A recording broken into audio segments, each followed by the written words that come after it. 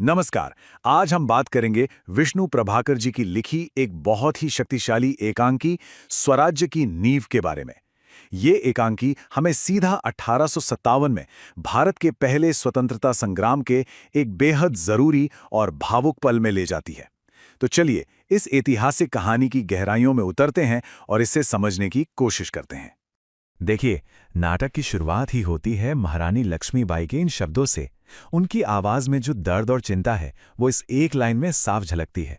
और सच कहूं तो यही एक वाक्य पूरे नाटक का माहौल सेट कर देता है। यहीं से हम उनकी पीड़ा और उनके संघर्ष को महसूस करना शुरू कर देते हैं। तो इस कहानी को पूरी तरह से समझने के लिए ये बहुत जरूरी है कि हम पहले इसके लेखक और इसकी ऐतिहासिक पृष्ठभूमि को जान लें। इससे ना कहानी का हर पहलू और भी ज्यादा साफ हो जाएगा। इस एकांकी के लेखक हैं विष्णु प्रभाकर जी। उनकी रचनाओं में आप देखेंगे कि हमेशा से देश प्रेम और समाज सुधार का भाव बहुत मजबूत रहा है। ये नाटक 1857 के प्रथम स्वतंत्रता संग्राम पर आधारित है और इसकी पूरी कहानी ग्वालियर के पास एक युद्ध शिविर में चलती है। इस नाटक का जो मूल विचार है वो ये है कि आज़ादी की नींव मतलब स्वराज्य की नींव बलिदान और त्याग से ही रखी जा सकती है। अच्छा, इस कहानी को समझने के लिए इसके किरदारों को जानना भी बहुत जरूरी है।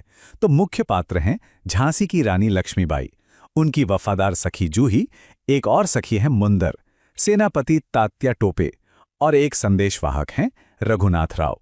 इन्हीं किरदारों के जरिए ये पूरी कहानी आगे बढ़ती है। तो अब आते हैं नाटक के पहले सीन पर। यहाँ हम महारानी लक्ष्मीबाई की गहरी निराशा और आज़ादी के रास्ते में जो रुकावटें आ रही हैं उनको देखते हैं। यहाँ लक्ष्मीबाई अपनी हताशा जाहिर कर रही हैं।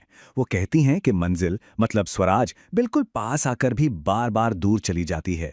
सोचिए, जैसे ही लगता है कि बस अब आज़ादी मिलने ही वाली है, अगले ही पल रास्ते में एक हिमालय जैसा विशाल पहाड़ आकर खड़ा हो जाता है। ये दिखाता है कि जीत कितनी करीब होकर भी एक के बाद एक आती मुश्किलों के कारण कितनी दूर लग रही है। और उनका संघर्ष यही नहीं रुकता। वो आगे कहती हैं कि जैसे ही वो उस हिमालय को पार करती हैं तो सामने महासागर की डरावनी लहरें थपेड़े मारने लगती हैं। इसका मतलब है कि चुनौतियां खत्म होने का नाम ही नहीं ले रही हैं। एक मुश्किल पार होती है तो उससे भी बड़ी दूसरी चुनौती सामने आ खड़ी होती है। लेकिन लक्ष्मीबाई की निराशा का असली कारण सिर्फ अंग्रेज नहीं है, बल्कि अपने ही लोग हैं। जैसा कि वो कहती हैं, हमारे अपने ही नेता जैसे राव साहब युद्ध के इस माहौल में भी ऐशो आराम में डूबे हुए हैं। फ्रेंड्स, इस वीडियो को पूरा देखने के लिए आज ही फ्लेक्सी टीचर ऐप सब्सक्राइब करें, जहां आपको मिलेंगे animated videos, digital books, text book solutions, notes, DPP और क्विज। और हाँ, flexi teacher app mobile, TV और कंप्यूटर पर अवेलेबल है। और अगर आपके पास इंटरनेट नहीं है तो तुरंत ऑफलाइन सेट टॉप बॉक्स के लिए संपर्क करें। Flexi teacher, the one you needed.